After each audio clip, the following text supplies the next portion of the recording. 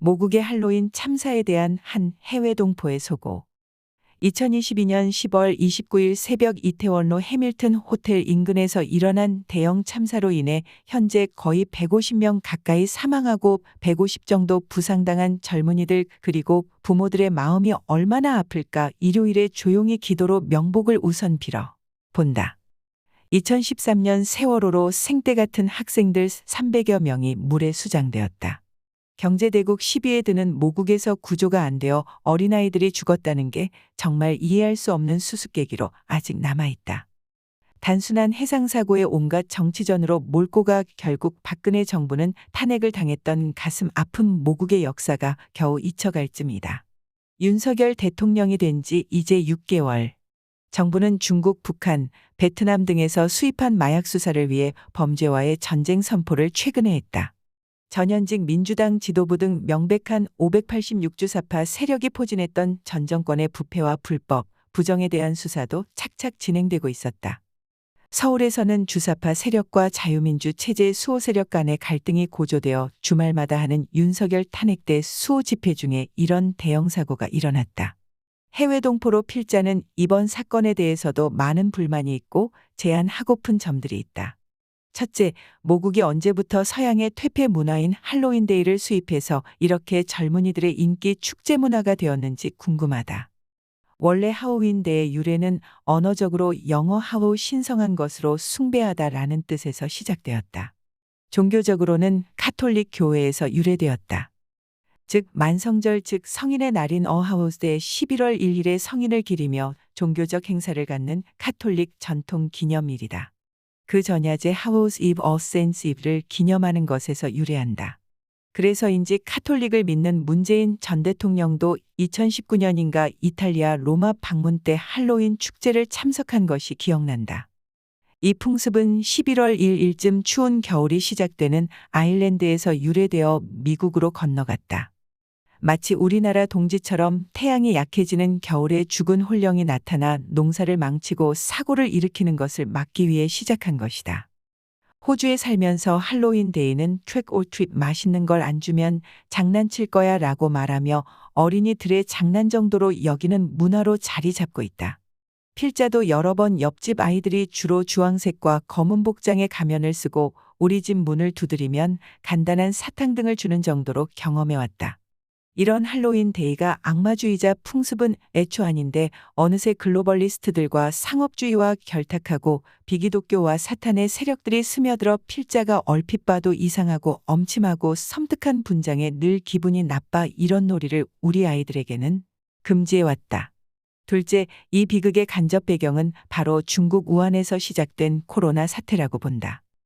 코로나로 젊은이들이 몇 년을 감금되어 있었고 각 나라가 해제를 풀었지만 한국은 여전히 마스크 쓰기를 계속했다. 이 억압이 풀리자 젊은이들이 대거 자유로운 분위기를 즐기려 이태원에 몰렸다고 본다.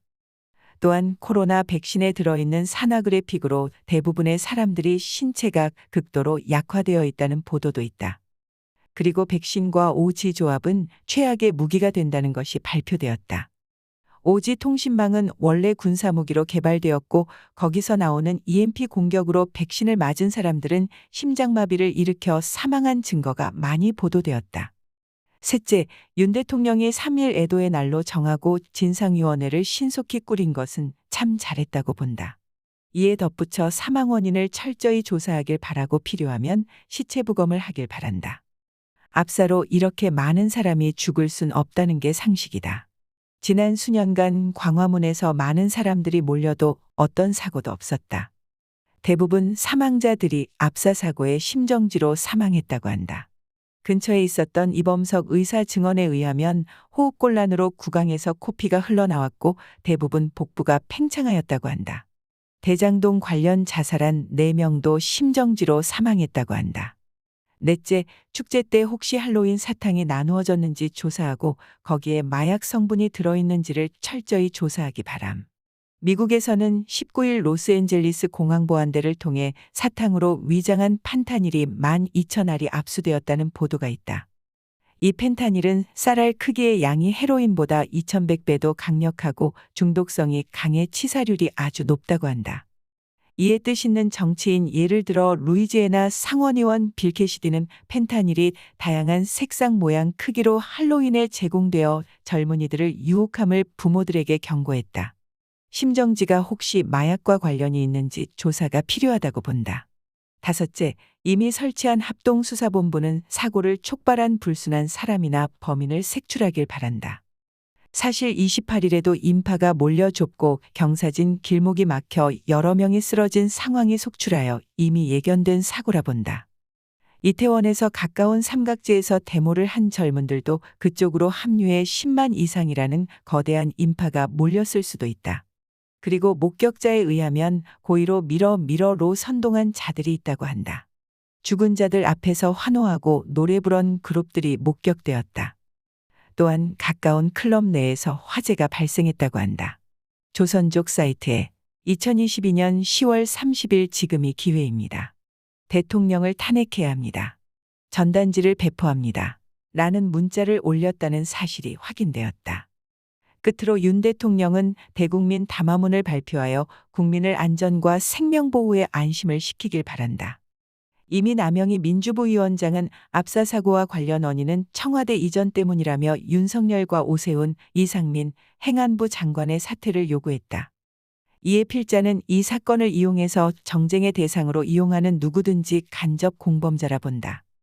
호주에서는 문제가 발생하면 해결에 모두 우선 총력을 기울인다. 필자는 정부는 좌우 여야 떠나 법에 따라 마약사범 비롯 정치 범법자들에 대한 기소와 수사를 이 사태와 별개로 그대로 강력하게 진행해 줄 것을 바란다. 또한 국민들도 이 참사에 차분히 대응하고 과장하거나 비합리적 허위사실, 가짜뉴스를 유포하는 어떤 매체나 유튜브들도 신중해 주길 바란다. 철저한 수사로 범인을 색출하여 재발 방지를 막아야 사망한 사람들의 억울한 죽음도 위로가 될 것이고 법치가 회복될 것이다. 2022년 10월 30일 호주 신수키 PhD NTSOL 이호근 방송 올림 이번 할로윈 참사로 청천벽력의 비보를 접하신 유족들에게 심심한 위로의 말씀을 올리옵고 삼가 고인의 명복을 빕니다.